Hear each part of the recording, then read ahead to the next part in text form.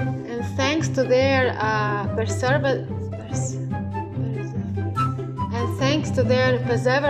and thanks to their perseverance.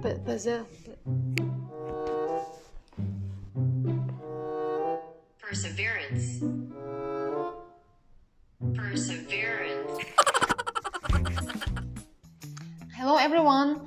Today let's talk about how life difficulties turns into opportunities. Every time I meet people and try to discover their personality, I am amazed at how unique and adventurous each life experience is. Every crisis contains the seed of opportunity.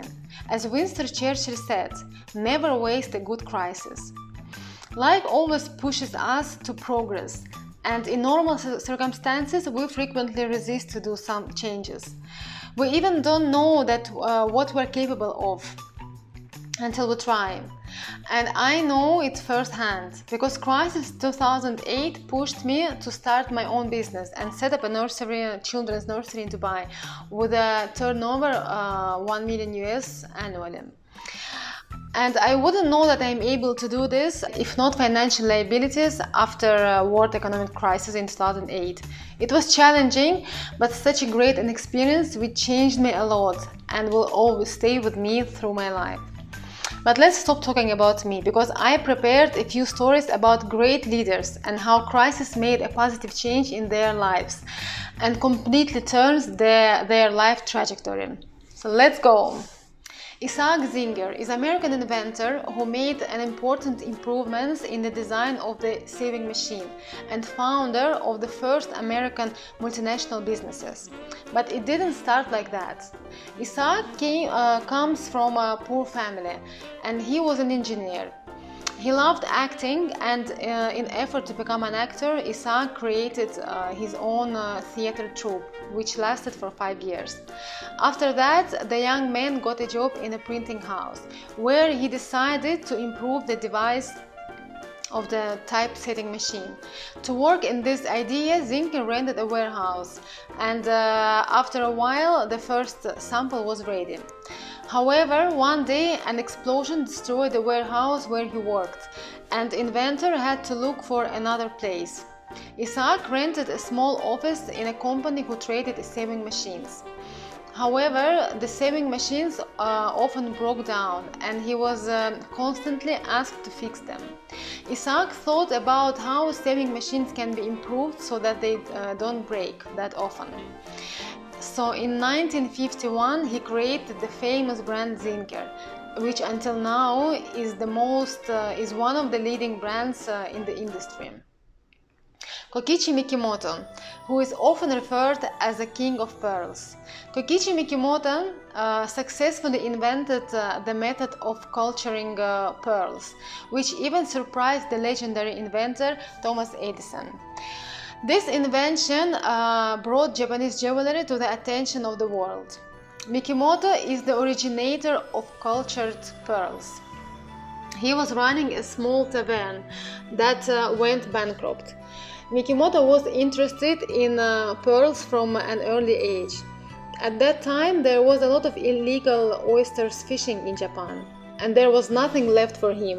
Therefore, he began experimenting to grow oysters himself.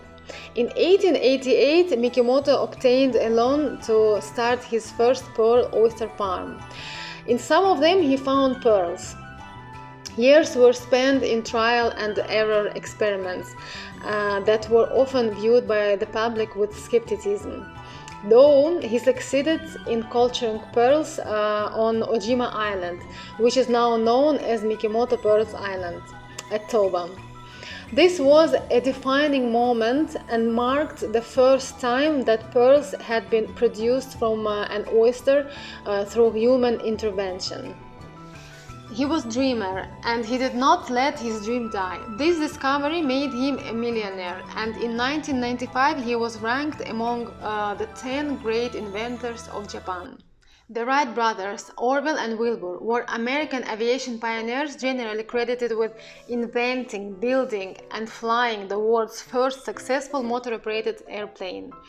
The brothers were also the first to invent aircraft controls that made fixed-wing powered flight possible.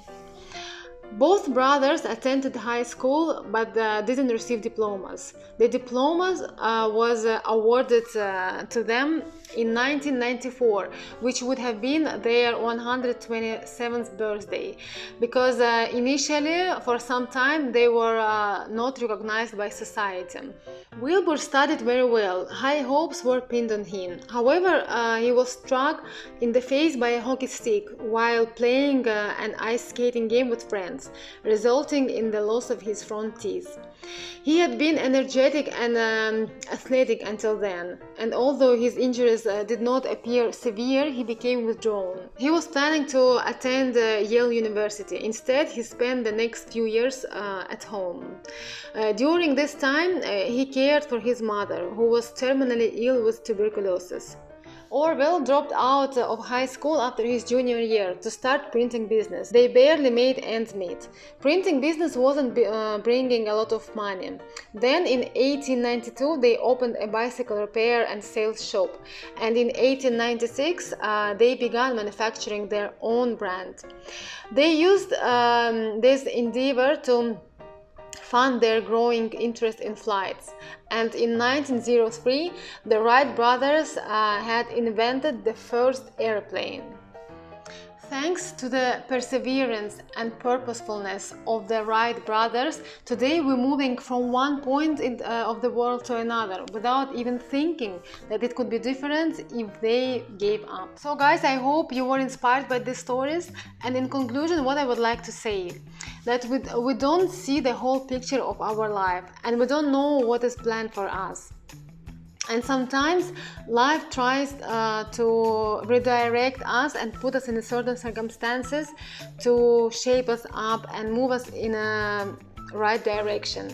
So let's trust the process and enjoy the ride of this adventurous life. And please don't forget to subscribe, guys, and please comment below your thoughts about this, and see you later, guys. Bye.